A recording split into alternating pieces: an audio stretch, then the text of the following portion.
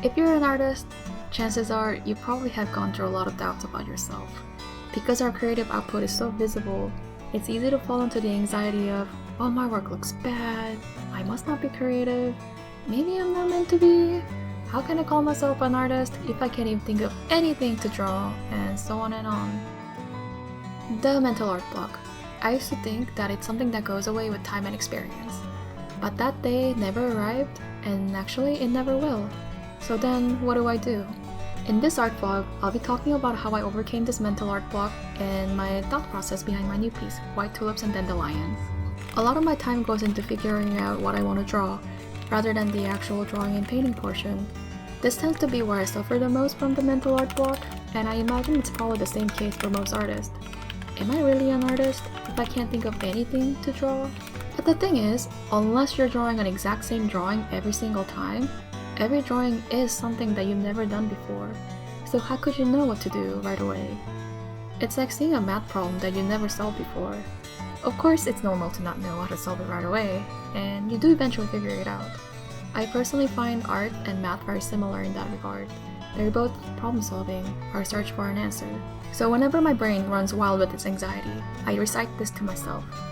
I am a good artist. I just encountered a problem that I don't know how to solve just yet. But I am solving it, slowly but surely, and it has reframed the way I look at the creative blocks. I used to shame myself for not knowing what to draw, but looking at it as a problem to solve is not only more technically realistic, but it gives you more grace and lets your true self to be the artist, rather than forcing yourself to be what you think you should be. So here's what I wrote about this piece. To bloom beautifully like a flower. Parents imbue their hopes when naming their children. What flowers did they mean when there are whole worlds and languages they speak? Did they mean rose, the flower that embraced the meaning of love? Or yellow carnations and of their regrets and disappointment? Or lotus flowers and their enlightenment and rebirth? Roots take place, stems grow, leaves sprout, and flowers blossom. What is my root as an immigrant who no longer belongs to their homeland? Perhaps what makes a flower beautiful is not the flower itself, but its eternal efforts to blossom despite all.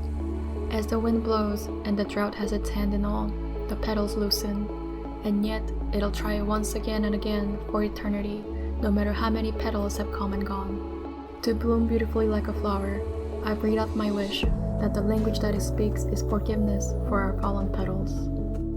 This was a submission for a gallery show, and I'm happy to announce that it was accepted and will be part of a group exhibition in April. I'll post more about it on my Instagram. As always, thank you for watching. See you on the next one.